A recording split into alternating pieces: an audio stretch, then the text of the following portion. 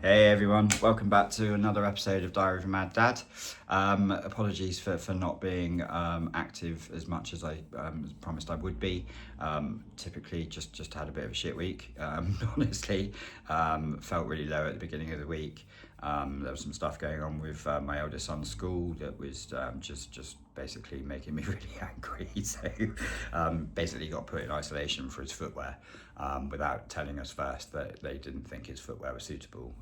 It was just ridiculous. The poor kid had to spend an entire day away from all of his peers and in an important testing week. And I was livid. I didn't swear, but I did speak to the person that kind of runs their behaviour safeguarding thing and just give them a piece of my mind. And I am doing a complaint as well. But anyway, I digress. Basically, I just wanted to share some music with you. Music to me is probably like one of the most powerful what is the most powerful art form to me. I know that's subjective. Everyone's entitled to their own opinion. I do love books. I love art. I love games. But music just kind of speaks to me. It can change how you feel, I think. So when you are feeling like shit, when you are feeling low, it just really helps when you stick on your favorite music. Whether it's in the car, whether it's on the stereo, whether it's you put it on your earpods, etc. Some of it can obviously bring back huge, some really nice memories. Some can just make you feel like you're invincible. Some can just, it just changes everything. And it's music's been used to make so much of a difference. And my music taste is pretty eclectic. Yes, I'm a big sort of rock and metal fan, but I also do appreciate and really like other music. So which you'll see in this little CD bundle that I've picked up, and I'm really glad that physical media has made a huge comeback. So I've got probably a few hundred CDs already, and I'm just really pleased that I can go out and kind of rekindle my love for them and buy them back. I bought some shelving specifically for them, and yeah, it's I love having them on display again. I even brought the stereo back out that had been in a cupboard for God knows how many years, and it was just like, right, apart from listening to music on a soundbar for your phone, etc., I'd quite like to listen to it properly, like how it was actually meant to be listened to in the first place, I suppose, because you never know when you are listening to music on like iTunes, Spotify, etc. There's AI bits that can be rendered onto it and kind of change the way it sounds, although you wouldn't necessarily notice it as such. But also, sometimes you'll be listening to an album and some of the songs aren't there. You're like, what the hell is all that about? Or like an album will just completely fucking disappear, and you're just like, for fuck's sake. Anyway, I digress. So let me just go through some of these CDs. Most of them are bought from a boot sale, actually. So literally like 50p a quid each. And yeah, hopefully you'll really like some of them. So first one, NoFX. I for some reason don't have any NoFX albums anymore. I used to have quite a few. They just make me smile. Their music is it just makes you happy. I saw them live a number of years ago at Reading, and I love them. And I'm just really glad to find their music again. Another band that's very similar, that was massively huge in the sort of late 90s, early sort of 2000s. I hate saying noughties. Was Less Than Jake, and that's probably their biggest album that everybody probably knows and everybody should own because it's absolutely brilliant and it's hilarious. And then one of their later albums, I managed to get that literally for a quid. So I'm really pleased with that. This one is more traditional heavy metal, I suppose, or new metal, as everyone. It's just really good music. It's Korn, Take a Look in the Mirror. So I own the special version of this album already but it's obviously cardboard. I hate cardboard. I can't stand it in terms of music. You've got everything when it's like this is uniformed, and it makes it looks really nice on display. When you've got cardboard and it's like different shapes, sizes and all the rest of it, and cardboard never lasts, I just think it looks ridiculous. and I was trying to look a way that I could perhaps make all my cardboard CDs fit into a CD jewel case, but you just can't do it. It's not going to work. Another band that is just kind of good fun, and just, you know, was always in the background whenever I was doing stuff back in my 20s in the 2000s, and that's Good Charlotte. You know, I'm not their biggest fan, but yeah, you know, it is what it is. It's you know, good fun, I suppose. And then another band that I really fell in love with, although before finding this band, I was a huge fan of the Distillers. Still am. I've got all their albums. Brody Dalle was absolutely amazing, and then realised that she was she was engaged to, or married to, or just her boyfriend was the guy from Rancid. I know Rancid have been around longer than they have, but yeah, managed to pick up another Rancid album. For some reason, I don't know where my all Rancid albums have gone, but Out Come the Wolves is just a fantastic album. Digressing completely from away from rock, pop, punk, and all the rest of it, is an 80s, 90s classic. The songwriter here is just probably one of the best ever, and some of the music is just brilliant. It just reminds me of my childhood, and I just love it. So that's Prince, Purple Rain. Obviously the Purple Rain song is just absolutely amazing. When Doves Cry, like, absolutely fantastic, and just one of those albums where, you know, if you plug it in, listening on your headphones or whatever, it just takes you away to somewhere completely different, and you can just feel how good his kind of songwriting was. It's just absolutely phenomenal, and yeah, massive fan. Another band that I've been listening to a lot recently that I hadn't listened to for quite some time, and I think I mentioned it in another video, was AFI. So I picked up that one and that one. Again, AFI, I think that you know, in terms of their music output, etc., I know that they've got more albums, but these are the two that kind of stand out. Everything else around it isn't necessarily particularly great, but that one in particular, Sing the Sorrow, is just absolutely fantastic. Davey Havok, his voice in that, the kind of atmosphere of kind of the music, etc. Wow, it's just an absolutely amazing masterpiece of an album, I think. Bleeding Through. Don't know how many guys might know that band. I first got introduced to them at a gig at London Alexandra Palace. This is quite a few years ago now, but yeah, they were supporting Lacuna Coil, who were also supporting Bullet for My Valentine. Bleeding Through were just blew me away. I thought that they were one of the best performing bands on the night. Lacuna Coil were obviously amazing. Christina Scarpio is just you know, awesome. And then Bullet for My Valentine were okay.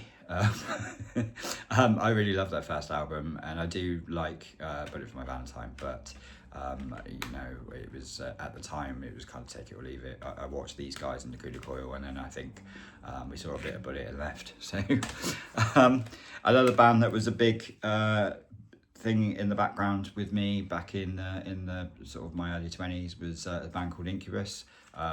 You know, their biggest albums were Science and Make Yourself. I still own those albums, but A Crow Left a Murder, I don't know where that disappeared to, but yeah, nice to get that one back. And then another band that was kind of quite formative in turning me on to obviously rock music in general. So you might find this quite funny, but obviously you've got your Guns N' Roses and Metallica, which obviously everybody loves and everybody knows. But yeah, Bon Jovi. Completely different. But I was a mad Bon Jovi fan back in the day. You know, I had VHS videos, like bootleg ones from like different concerts. I had tour posters, I had shirts, I had weird versions of like albums, etc. Yeah, I wish I still had half of that stuff, because it's probably worth quite a bit of cash. But yeah, this was his second solo album after the Young Guns 2 soundtrack. I remember buying it on release day in '97, something like that, and rushing out to get it 9 o'clock HMV. This is before I worked at HMV, yeah, got it home, played it, and was like, yeah, it's really good. Trying to save face. It wasn't the best. It's probably grown on me now as he's a bit older. Yeah, it's nice for the collection. New York Dolls. Never owned any of their albums before, and I was just really keen to get some old school punk. And yeah, I'm really looking forward to listening to it. If anyone's listened to that and knows much about it, then please drop a comment and let me know. But I'm really, I've heard them before, and obviously they've been referenced as a band that's quite seminal for other bands that inspire them, etc. So yeah, keen to give that one a listen. Another album, another band which is slightly different again. So I've always been a big Prodigy fan. Music for the Digital Generation and Fatherland were basically my childhood, teenage years, and yeah, absolutely loved them. Keith Flint, wow, what a person, what a man.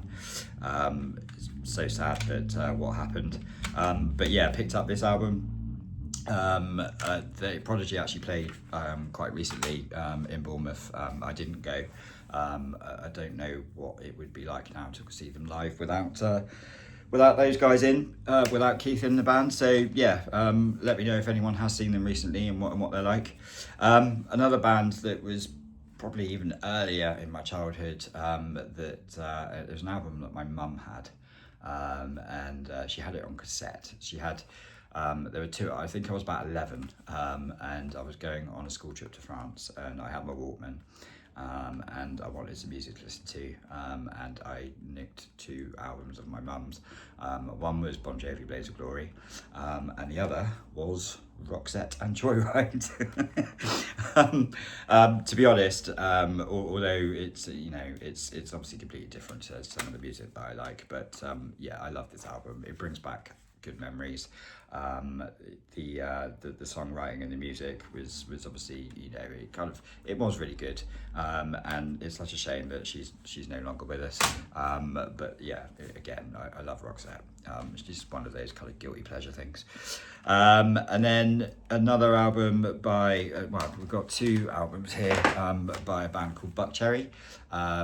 It's a band that seems to contrast opinion, so I really like them. I love them. I saw them at Download. I thought they were brilliant, and I went to a second-hand record store near me, and they had two albums of theirs in stock.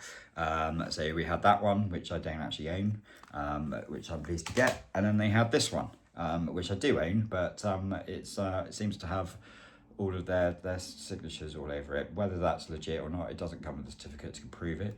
But yeah, I was just really pleased to get it because it's a band that I really like.